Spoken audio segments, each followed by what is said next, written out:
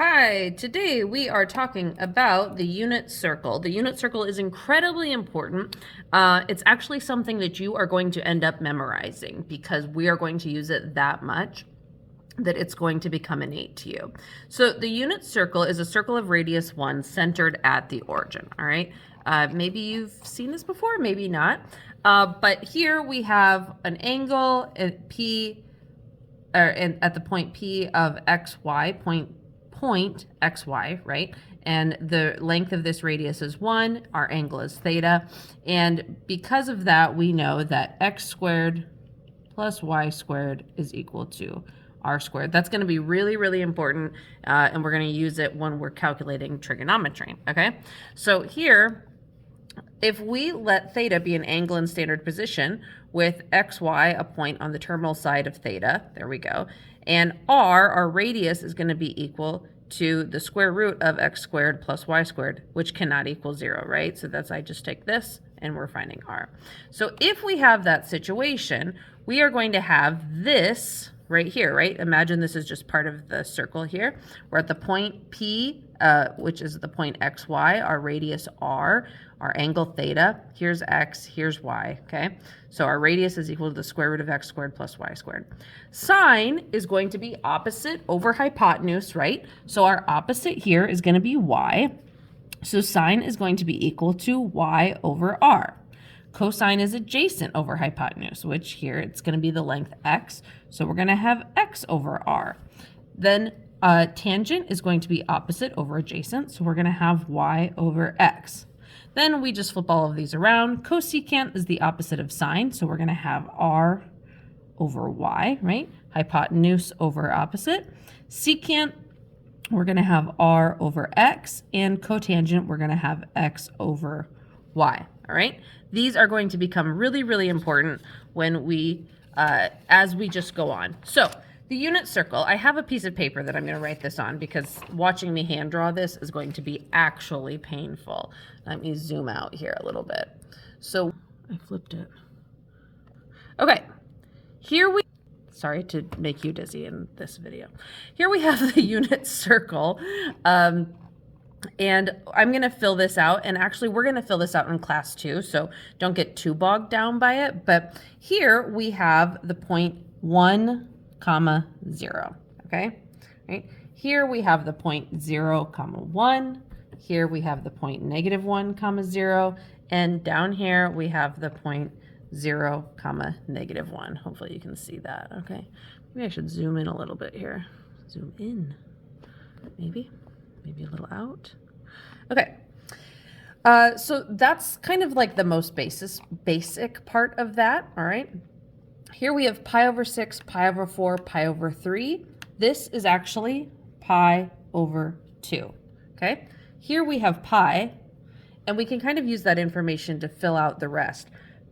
If we're going by thirds, we have pi over 6. This is 2 pi over 6, which becomes pi over 3.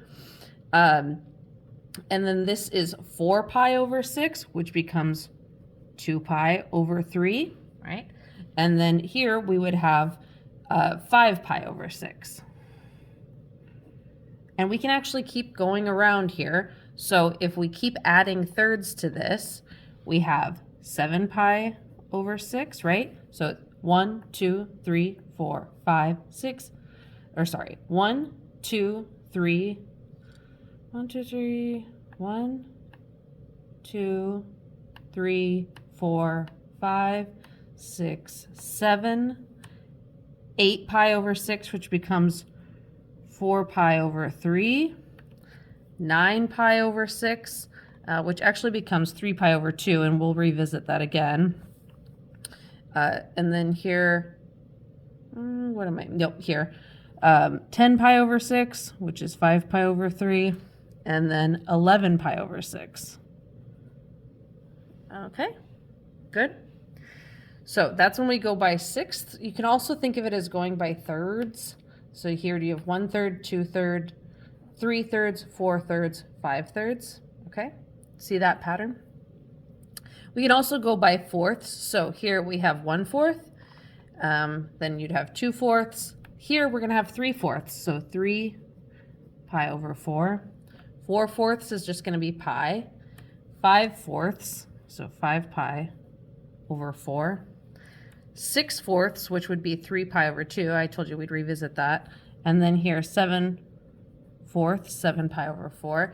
And then I need to mention here, this is 0, but it's also 2 pi, right?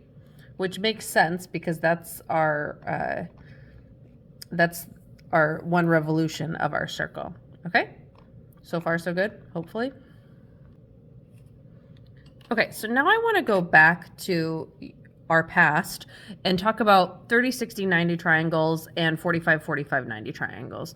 You remember these right triangles and how special they are, and you might or might not remember the formula. But basically, if our hypotenuse is 1, then the short leg of our 30, 60, 90 is 1/2, and the long leg is radical 3 over 2. Whereas in our 45, 45, 90 triangle, which is the isosceles triangle, if the hypotenuse is 1, then each length is equal to radical 2 over 2. Okay? And I bring up this information because it's going to be important when we're actually finding the values in our unit circle of these points, okay? So let's go here.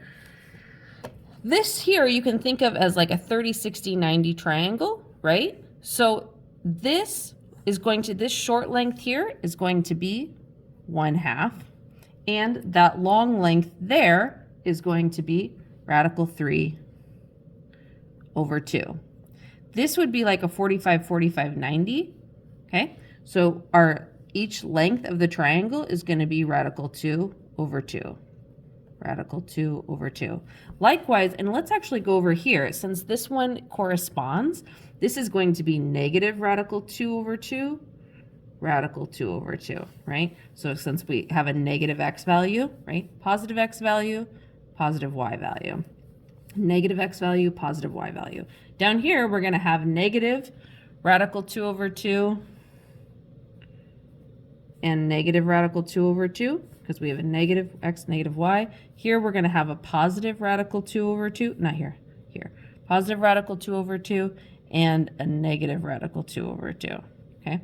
So hopefully you can see how those correspond. Now let's go back to this one. Here we have radical 3 1/2. Here's our corresponding angle over here. So we have a negative radical 3 over 2 1/2. I said it wrong before over there, but hopefully you get it. Corresponding angle over here, we're going to have a negative radical 3 over 2, a negative 1/2. And then here we're going to have a positive radical 3 over 2, negative 1/2. Okay? And we can go up here. Hopefully you can kind of like fill this in. It's just the opposite of this angle. So we're going to have a positive 1/2, radical 3 over 2, negative 1/2, radical 3 over 2. And then our corresponding angle down here, we have a negative 1/2, negative radical 3 over 2. And here a positive 1/2, negative radical 3 over 2. Okay, so far so good? Okay, so let's actually use this information to summarize that. And I've got a chart here. I'll zoom back in for you.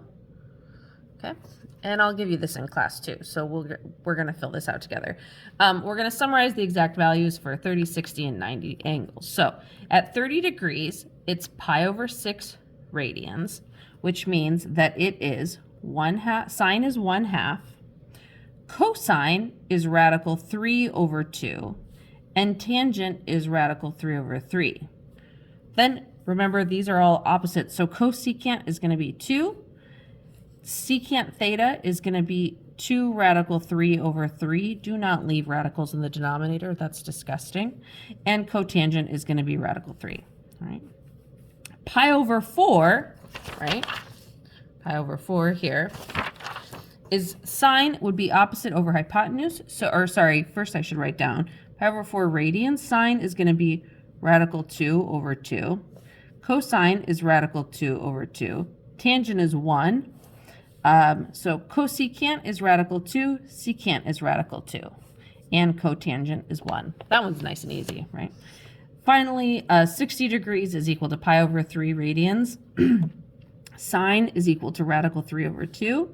Cosine is equal to 1/2. Tangent is equal to radical 3. Cosecant is 2 radical 3 over 3. Secant is 2, and cotangent is radical 3 over 3. You can see, hopefully, the patterns here, like these match up, because they're all opposite, right? Okay, so let's move down to this about quadrantal angles. A quadrantal angle is an angle whose terminal side lies in one of the coordinate axes. So we want to actually evaluate the 6 trig functions at the 4 quadrant angles, okay? So we can actually draw the angle and apply the definition. So that's kind of nice. So at degrees, radians, sine, cosine, tangent. So at 0 degrees, it's equal to 0 radians, right? The sine is going to be, here, a sine is going to be 0.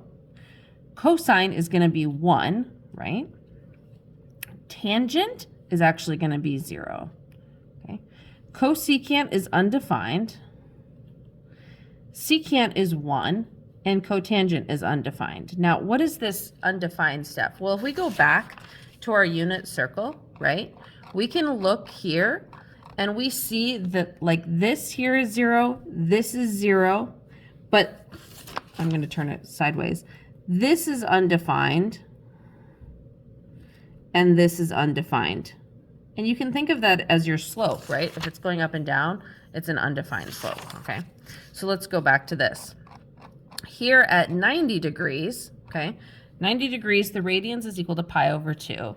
Sine is at 1. Cosine is at 0. Tangent is undefined. There's the bell. Cosecant is at 1. Secant is undefined. And cotangent is 0. At 180 degrees, radians is equal to pi. Sine is 0. Cosine is negative 1. Tangent is 0. Cosecant is undefined. Secant is negative 1.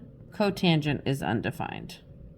And finally, at 270 degrees, which is 3 pi over 2, you might not have seen the last of that. Okay. Sine is negative 1. Cosine is 0. Tangent is undefined. Cosecant is negative 1. Secant is undefined. And cotangent is 0. Okay? We'll talk about this more in class, and hopefully it'll make a little bit more sense then. But this is kind of our beginning to trigonometric functions of the unit circle. So I'll see you then. Bye.